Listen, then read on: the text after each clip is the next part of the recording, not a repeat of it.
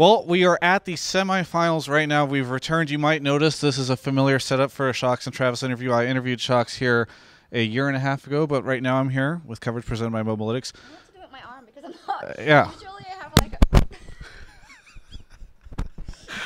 mic. Yeah. So yeah. Yeah. Okay. Hello. Hello. That's great. Yeah, you have no control. I love it whenever I interview you because you are always in so much control of every on-camera situation because you hold the microphone, you're doing the interview. Here you have no control. No, and I kicked your mic. Yeah. I'm very sorry. It's okay. It's good. I'm leaving in 2 days anyway, so it's all falling apart. It's fine. Yeah, there's a little dent. That's fine. Mobalytics is such a strong brand that this will preserve. Anyway, let's talk about Worlds so far for you. Now, a lot of people, I'll admit it myself, I was a little intimidated about going to China for so long. Yeah. I don't know if Mike didn't pick that up, so nobody will know that you said you weren't sure if you had a booger. So I was a little intimidated about going to China for a month myself, but I feel like it has been really, really fun. What has it been like for you to spend, the past month or so here? Well, I would say always looking back on the whole thing is always a lot of fun, but after quarterfinals, there's a bit of a dip, I think, for everyone in the crew, just because at that point you've been on the road for 3 weeks. Plus, you get not as big as the cadence of games to keep you occupied, or like is kind of what you're focusing on, because group stage is like games, and 4 games, and then it's like a week.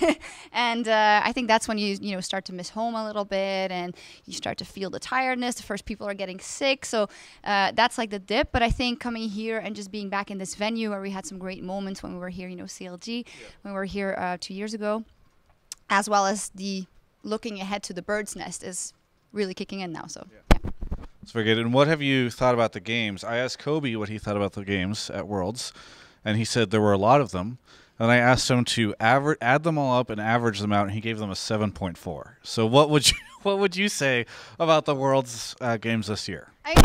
It depends on what you're going to score them on, right? If you're going to score them on purely how high skill they were, although I sometimes think that's also just very hard to say when two teams are just playing really well or really bad. But in terms of entertainment factor, I'm giving it a solid 8.5 out of 10, if not more, because it has been very consistent in delivering entertainment, which sometimes does come because of bad play, but I think more it's come because of people who are willing to challenge the meta, especially in semifinals. People were willing to say, screw that, we're going to play something else. Quarterfinals. And it's bleeding into the semifinals as well. So that's been very entertaining to me. And it's funny to me because always the art and censor meta is what so many people were not happy about. Totally understandable. But I guess it just did enable the fact that people wanted to play against it in some way. So it's been good.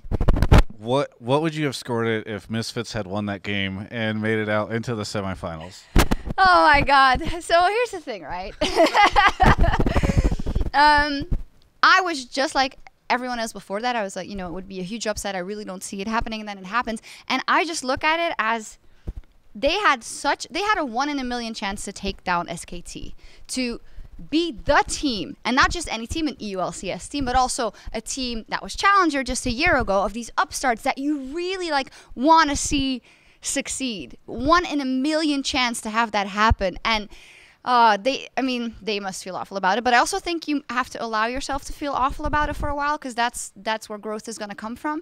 And I'm sure they do. And then just look at, wow, they played their in hearts out there, and that was amazing. And of course, if SKT ends up losing in the semis or something, people will be like, well, just because SKT wasn't that strong. But I don't think that should take anything away from that Misfits performance, and just how, as a team in a team environment and with a coach, they just went in there with the right mentality, and that's what a lot of teams should look up to. Yeah, do you think it was a mentality? Because I remember I interviewed Maxlore the day after, and he was basically saying, yeah, we thought we could win this. Like, SKT is like any team. We can win against any team. So do you think it was kind of that mentality that they had? For sure. I'm not going to lie. When Maxlore in the first weeks of LCS was on the desk or in a video and was like, I'm going to be the best jungler in the world, of course you snicker and you go, yeah, man, let's start with the LCS. But he carried that through so much, and I think that's really what the team said as well. He said in the first interview, I was a bit like, hey, experience that kind of angle. And he was like, no, screw that. If you're not here to think you're going to win. And coincidentally, that's also always what TSM says on Doublelift, right? And I do think that is kind of the right mindset. You have to think you can win. The difference is that they believed it on the Rift. and they drafted to it, and they played to it, which is a very hard thing to do. And I wonder if it also has something to do with being the first time that they're in that position, because, you know, once experience comes in and maybe new coaches come in and new everything around it changes, and maybe, I don't know, things can change so fast. This is why I think it was such a kind of unique opportunity for them. Now, any fun stories, any interesting things that you've enjoyed about China that you've gone out and done? Heard that you were hanging out with you saw Candace recently, and maybe she gave you something. I don't know. Yeah, Candace. Candace, I don't know how to pronounce her name. Do you know? Yushong? Yushong correctly? I don't want to. Yeah, I think it's Yushong. She told me. Okay. Yeah. Oh, she told you. We did an interview. We talked. It was great. Yeah, she's super, super, super nice.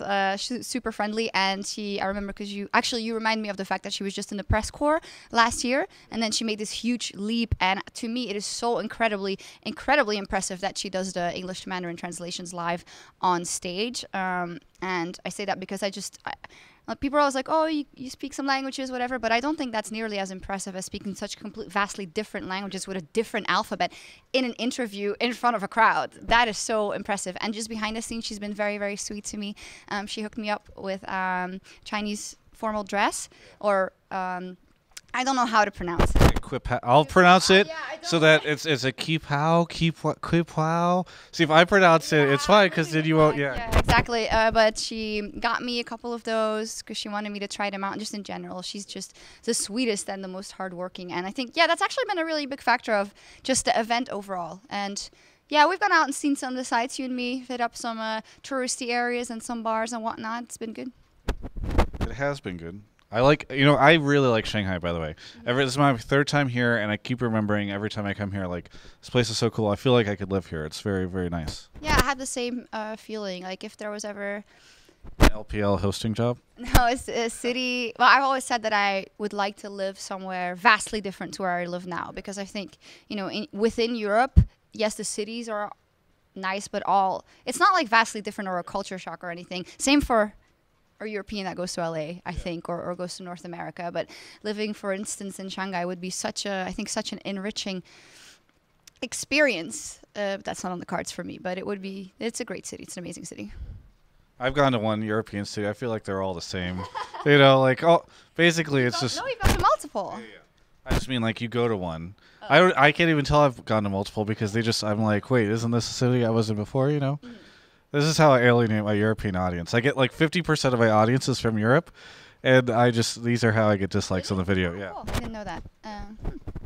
About 55% is North America, and then there's some from like Asia and South America, but majority are European. And I think it's because of these interviews with you that I do every event. They're like just waiting. Deficio and Trevor, yeah. I haven't interviewed either of them yet. Oh, yeah. Deficio is like, yeah, who knows what's going on with him. I don't even, if we're ever going to see him again. I hope we do. Don't be drama. He was sick, but he's fine now. That's such a drama. Yeah. Who is more sick, Uzi or Deficio? That's the question, right? Yeah, we're never going to know that. I don't think so. Yeah. No, people know that I'm joking. I hope you feel better, Martin, because I actually, if he had just been sick the entire time, Europe might have actually made it out of quarterfinals, right? The curse. Yeah, I was like, of course we you can't really take someone off. Those are not reasons why people are not put on cast, by the way, just so everyone knows. But I was still like, oh, shit. Sure, not the reason. Yeah, I gotcha. I understand. Now, what's coming up for you after Worlds? You're gonna go on a vacation? You're gonna go on a trip? Anything cool? I'm going to Mexico. Okay. I'm going on a full-on holiday. Whoa. I just don't want to think about it too much because I want to focus on the goal ahead. But I'm really excited to just do nothing at all. And then I'm heading out to the Esports Industry Awards with you. Oh, that was a plug, I guess, for them. Yeah. We're gonna be in the UK. Yeah.